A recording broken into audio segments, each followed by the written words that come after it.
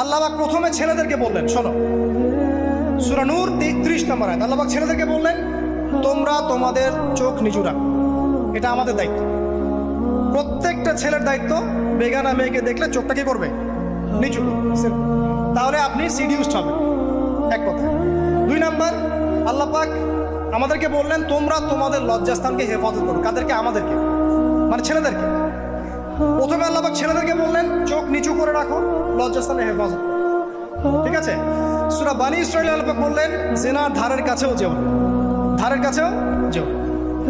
আল্লাহ পাক আরো বললেন, যদি কেউ জিনা করে ফেলে সূরা নূরে, তাহলে তাকে 100টা বেত্রাঘাত করতে হবে। কয়টা? 100টা, এবং 1 বছরের জন্য তাকে বহিষ্কার করতে হবে। আল্লাহ পাক শাস্তিও দিলেন, শুধু তাত্ত্বিক বিধান দেন নাই, শাস্তিও দিয়েছেন। কারণ শুধু তাত্ত্বিক বিধান দিয়ে হবে? আমি যদি ওয়াজ করে বেড়াই, ভাই মদ খায়েন না, মদ খায়েন না, কোনো শাস্তি না অ্যাপ্লাই করি, তাহলে কি মদ ছাড়বে মানুষ? আমরা যদি বলি হত্যা করা মহাপাপ, মহাপাপ, দুর্নীতি করা মহাপাপ, মানুষ দুর্নীতি ছাড়বে? ছাড়বে না, যতক্ষণ না শাস্তি নিশ্চিত করা যাচ্ছে। আল্লাহ পাক তাত্ত্বিক কথা শুধু বললেন না, শাস্তিও নিশ্চিত করলেন। তারপর আল্লাহ পাক আরো বললেন, যদি বিবাহিত কোনো ব্যক্তি ব্যভিচার করে, তাহলে তাকে রজম করতে হবে, মাটিতে পুঁতে তাকে পাথর নিক্ষেপ করে হত্যা করে। ঠিক আছে? শাস্তি।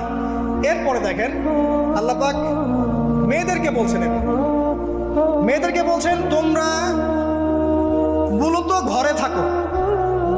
যদি বাইরের পরিবেশ তোমাদের অনুকূলে না থাকে, তোমরা ঘরে অবস্থান করো।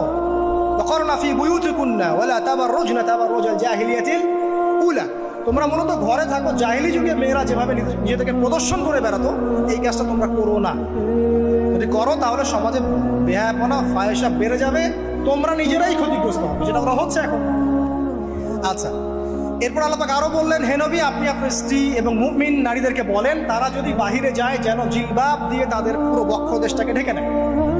তাহলে পোশাকের সংস্কৃতির শেকড় কোত্থেকে শিখবো? আমি কোত্থেকে শিখবো?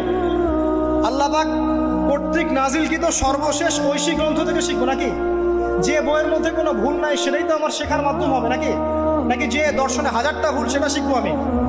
আল্লাহ পাক এখানে বলছেন, মুমিন নারীদেরকে বলো, বাইরে গেলে পরে তারা যেন জিলবাব দিয়ে, কাপড় দিয়ে সুন্দর করে বক্ষদেশ সেগুলো ঢেকে রাখে।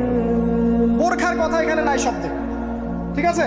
ঢেকে রাখা ঢিলে ঢালা পোশাকের কথা এসেছে।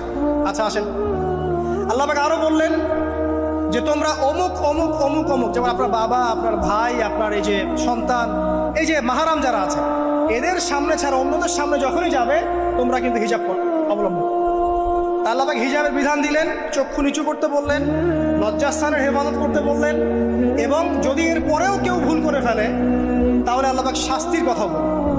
আল্লাহ পাকের সিস্টেমটা সুন্দর হলো না?